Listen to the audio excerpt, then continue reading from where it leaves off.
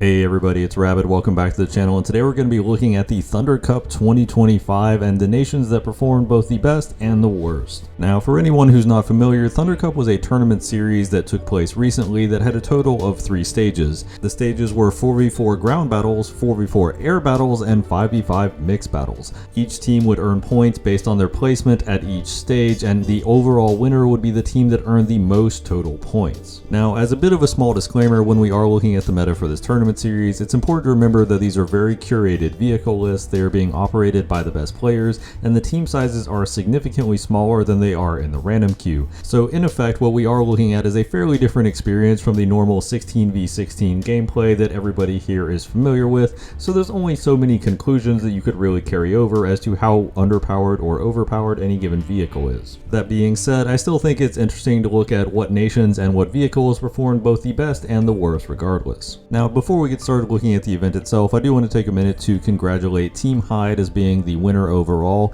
and you'll also notice by the scoreboard that Team Average, Team Boys in Hell, and Dodek all scored within 5 points of each other, so it was a very close race up to the end of the 5v5 mix match. I also want to give a shout out briefly to the 4 casters that were at this event, because I know casters can be a thankless job. So we have Jean-Claude Van Schott, Tom Not a Wild Pig, BPA John, and of course his premiere with the War Thunder Tournament Series, good old Oddballs.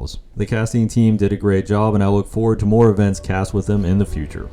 Also, a brief shout out to the tournament skins pack. I really like having tournament skins for esports, so I do normally like to sport them because I do like watching the esports.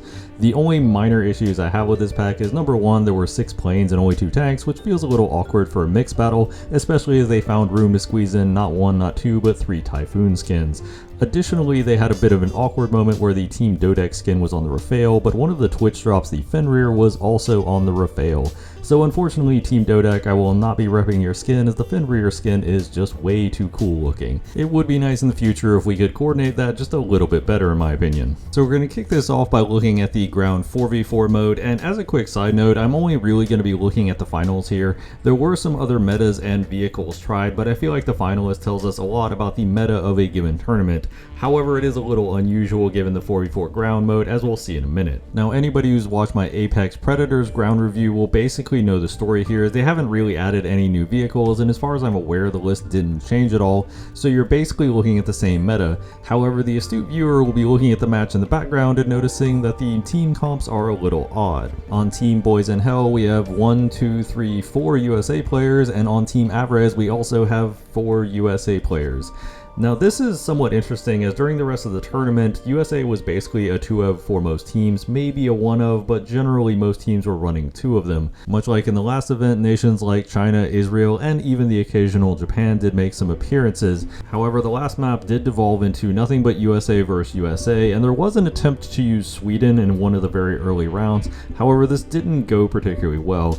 And this is one of the areas where I think the map itself, Kuban, actually had a huge influence on the selection of vehicles. Kuban features a lot of undulating hills with a lot of variations in elevation, and these variations of elevation do favor gun depression. However, one thing people also miss when they see things like hills and think gun depression is that things like power to weight ratio and reverse speed also become very important on a map like Kuban, because not every hill is going to be in a position where your gun depression is enough. In those scenarios, you need to accelerate to the top of the hill, take a shot, and then pull back off relatively quickly. What generally gave the Abrams a pretty high pick rate both in the last tournament and in this one is that the Abrams has good active advantages: responsive gun handling, good sight FOV, a fast reload, and generally good power to weight ratio forward and reverse. That being said, many of the other maps are actually a lot flatter than Kuban and don't have as much elevation as Kuban. This slight difference was enough to take the Abrams from a 1 of or 2 of in basically every team to a 4 of in both of the teams. Now, Sweden does get a shout out as the CV9120, which was the first spawn in the instance where they were trying to use it,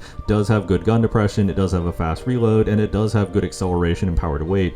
However, the backup vehicles for Sweden in this format simply are not very good. It's mostly Leopard 2A4s and and a T-80U. The Leopard 2A4s are somewhat underpowered compared to the Abrams, and the T-80U is not exactly favored on a map like Kuban, so while there was some minor experimentation, Kuban did ultimately devolve into two full teams of USA fighting each other. This also brings up an interesting quirk of this tournament in that the team coming from the losers bracket has to win 2 best-of-5s in a row, whereas the team coming from winners bracket only has to win one of them, and it turns out all of these tournaments went to the second best-of-5, so the losers bracket team certainly gave their all in terms of trying to win these games out.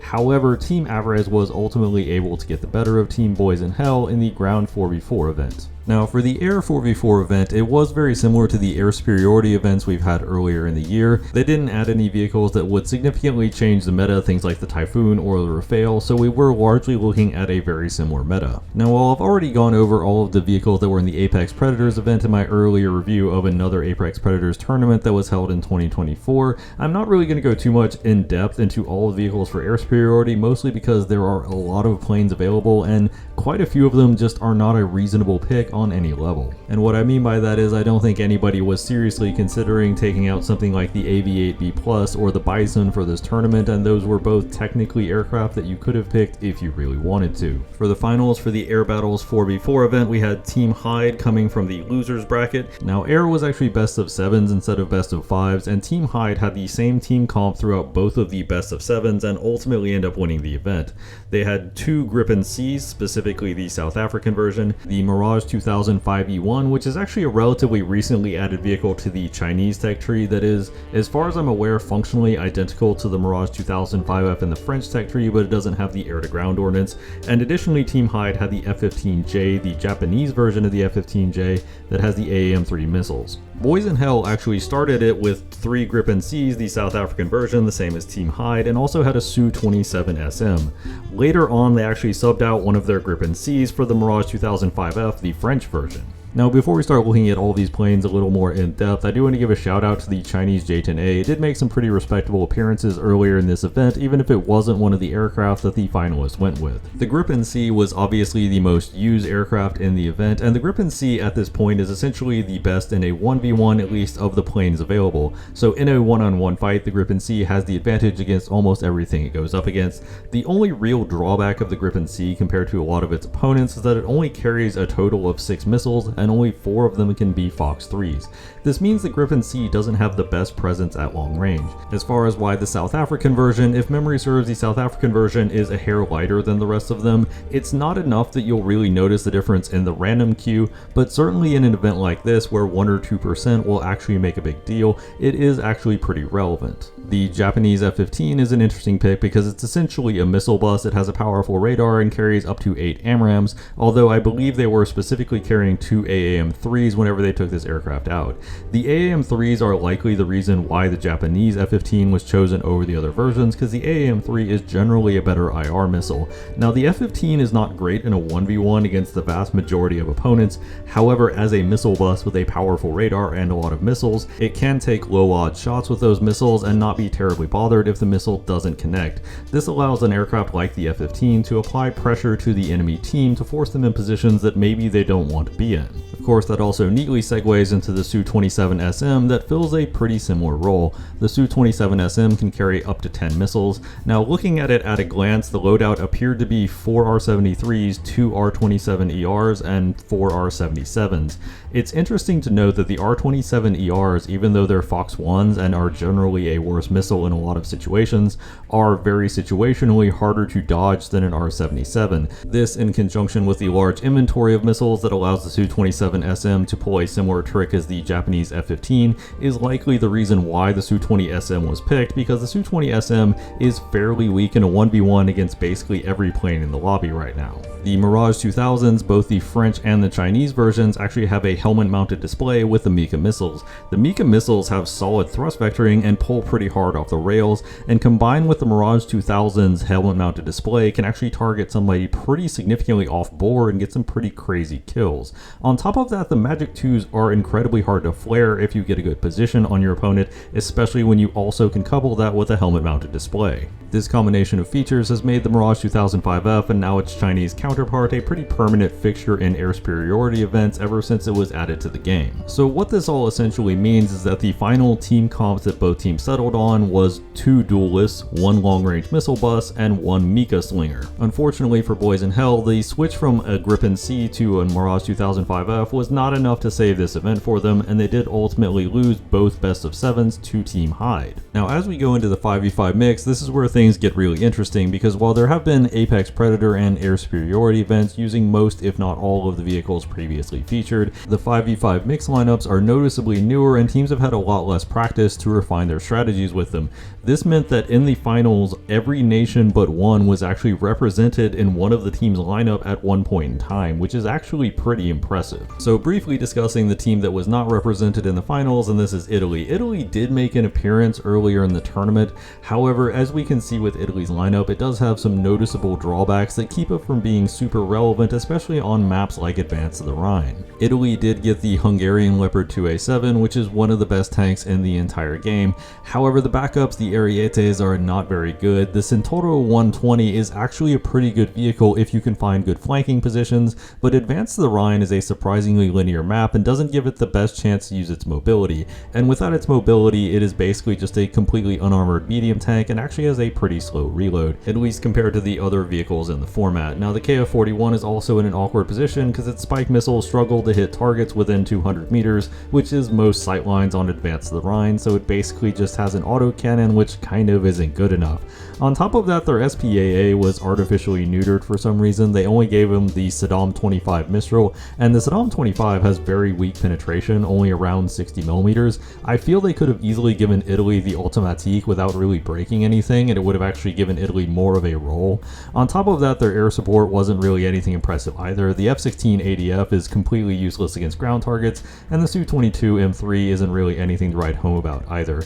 All in all, there's just not a lot you could do here that you can't do with other nations, and the things you can do are just not really useful on this map. Speaking of nations that saw little use, one of the players on Team Dodec did briefly take out UK in the very first round of the finals, and didn't really see much success with them. The idea seemed to be to take out the Tornado with the AIM-120s and try to get some cheeky air kills, but ultimately, once the Tornado wasn't very useful, they had to go to the British ground lineup, which again is not very useful. They did make some attempts with the ADATs, the Challenger 3TD, but ultimately this idea was dropped.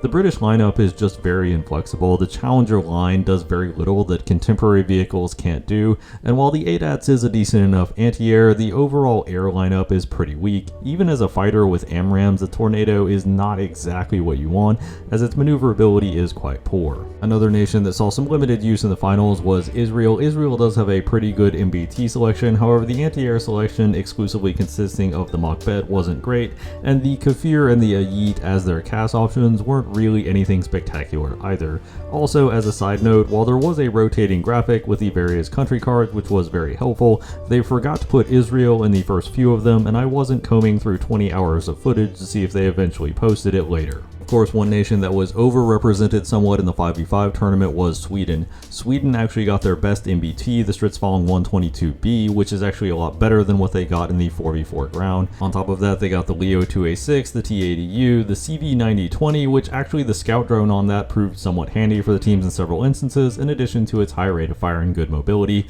For anti-air, they got the Ito 90M, the best anti-air in the format, on top of the Livkiv 9040C, which is an anti-air that can also function pretty well in the ground attack role. The only thing Sweden didn't really have going for them was their air. The AJ-37 is fairly bad, the JA-37C is not that much better. The AJ-37 did make some appearances, but basically did nothing of note. Sweden was taken almost purely on the strengths of its ground vehicles alone, with its air being purely an afterthought. That being said, the ground lineup for Sweden ended up being so potent that both teams in the finals ended up having double Sweden on their team at some point. Unlike Sweden, a nation that was commonly featured but wasn't as much of a permanent fixture was USA. While the USA ground and its staple of Abrams was exactly as potent as it was in the 4v4, the problem was the support for USA was somewhat lacking. The Lavad and M247 aren't exactly the greatest vehicles, USA was missing the ADATs, additionally USA Air was only the A7E, which felt like a very artificial nerf. USA has the most robust air tree in the entire game. It is kind of surprising that we can't find at least 2 planes for USA. Additionally, if you're only going to give USA one plane, you could at least give them something a little more flexible like the F4E. It still wouldn't have been that competitive over the top air threats people were taking out, but it would have at least been a lot better than an A7E. So this meant that while USA did show up, it was basically doing so entirely on the strengths of the Abrams, which wasn't quite enough to keep it as much of a permanent fixture in the lineups as Sweden. The Russian lineup did make a small but relatively stable appearance in terms of one of the Averez slots. Now the big reason for Russia, while the MBTs are fairly survivable, if you look at the Russia anti-air, you have things like the 2S6 that are very capable of ground hunting in addition to being lethal in the skies. Additionally, the MiG-29, as we've seen in events in the past, the 30mm cannon on the MiG-29 can shred through the roof of a lot of modern MBTs, in addition to the fact that it can carry rockets and bombs, so if the enemy doesn't take up planes, it's not quite as dead in the air. Additionally, if you look at our lineup, we do have the T-80 BVM and the T-80U, the two vehicles with the faster reverse speed and reload. We also have the T-90M, which didn't see a ton of play but was at least competitive, and the 2S-25M, which has noticeably better mobility and much better reverse gear than other Russian vehicles. So the Russian lineup was reasonably flexible all around, with none of the areas really having a supremely bad pick. Of course, the sleeper hit nation and the one that both teams stayed on through basically the entire event was France. Both teams had one France player active at all times, and it's easy to see why when looking at the lineup. The Leclercs, as we've gone through in the past, are a reasonably versatile selection of MBTs. They may not be the best in any individual area, but they are quite flexible, they have a fast reload, and responsive gun handling. For the SPAA, you have the Ito 90M, which is a really effective long-range AA, but the AMX 30 has very high velocity guns and can shred tanks from the side.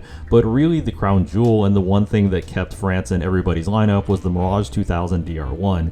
With the laser targeting pod and the AS30Ls, it can wreak absolute havoc against ground targets, and the Mirage F1CT is not a chump either. In addition, both planes have Magic 2s, which as we mentioned in the past are pretty hard to dodge. A common fixture and play pattern for both teams was first spawning a Mirage 2000 DR1 with AS30Ls to put something in the air that the enemy team would have to respond to. Of course, this does neatly segue into some of Germany's usage in the top spot, because Team Dodek was maining Germany for quite a while in the finals, using the MiG-29 for Germany as their first spawn and then falling back on the Leopards. The Leopard 2A7V is one of the best tanks in the entire game, and backed up by a Leopard 2A6 is actually pretty solid. On top of that, in the SPAA category, the Gepard 1A2 is actually pretty flexible and good at shredding ground vehicles from the side. So even though the Florakrad and the Alpha Jet are not exactly the best picks, and the two backups, the Leopard 2A4 and 2K, are not great either, Germany did see some pretty good and consistent play for a nice chunk of the finals. Now, one of the more interesting tech picks throughout the finals was actually Japan. First spawning the Type 81, the TANSAM, in order to directly support its Team Air was a strategy that was attempted by Team Dodek. It didn't have the greatest of success, however, if the TANSAM is useless, the TKX, the Type 10, even the Type 90s are all very mobile tanks with very fast reloads, so you're not left completely neutered on the ground, on top of the fact that the Type 87 is essentially a baby Gepard. There wasn't really any use of the Japanese air, as it's not really that notable and not really that competitive against other air and even the anti-air, but Japan did have this one weird niche because the TANSAM is an IR SAM that is uniquely powerful and long range, and thus can be a little hard to avoid if you don't see it coming. Now, one of the most interesting aspects of the finals for me was actually one of the swaps to China. While China does have the ZTZ-99A and the WZ-1001 that are essentially Russian tanks but better, as in they actually have really good reverse gears and a better power to weight ratio, China also has the J8F, which is situationally a better fighter than the MiG-29, and this did allow China to see some interesting niche play later on in the tournament as the teams made some meta calls in terms of what they wanted to field.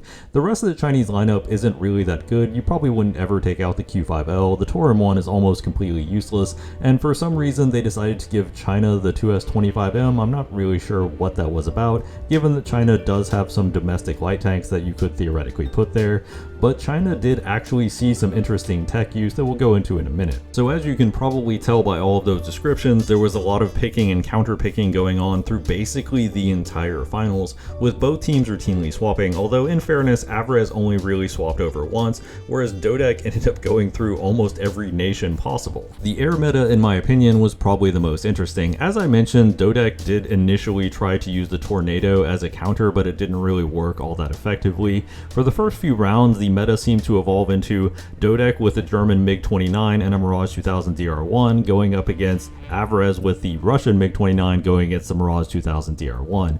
This is also where some of the interesting loadout picks start to come into play, because sometimes the MiG-29s would spawn in with full air-to-air, other times they would spawn in with most air-to-air but also some S-24 rockets or bombs, just in case they cleaned up the enemy air fast enough. Additionally, the Mirage 2000 DR1s were initially spawning with 2 Magics, 2 AS-30Ls, and 2 laser-guided bombs, but ultimately switched out the laser-guided bombs for the gun pod to try and win the air-to-air fight initially, so it was an interesting back and forth between these factors. However, Dodec decided to change the script a bit in terms of the air-to-air fight. During the second best of 5, Dodec actually brought in one of their air players, Barbie Girl, and China. And in China, Barbie Girl was first spawning the J8F, so Dodec essentially swapped out the German MiG-29 for the J8F. And this strategy ended up working really well for them. Barbie Girl was an excellent pilot and was able to win a lot of his 1v1s in the air. Additionally, on the ground, the Chinese MBTs were more than capable of fighting it out as well. One of the more interesting aspects from the ground perspective was actually Sweden. Despite Sweden having one of the best MBTs in the game in terms of the Stridsvagn 122B+, they would often first spawn the CV90-120, the fast reload, good mobility, but also more importantly the scout drone. Light tanks in the event overall were pretty limited, and the ability to get that early information as to where the enemy team might be setting up could prove really important and could also prove useful for spotting for the Mirage 2000 DR1 AS-30Ls. Additionally, because of the closer range and more brawly nature of the map, the Swedish players did tend to favor the T-80U just as much as the Stridsvagn 122B+, because the T-80U, obviously in a very brawly scenario, its frontal armor can be very bouncy and very tricky to punch through. This also de facto meant that because the T-80U was in the Swedish lineup, you didn't necessarily have to play Russia in order to get one of the better Russian tanks,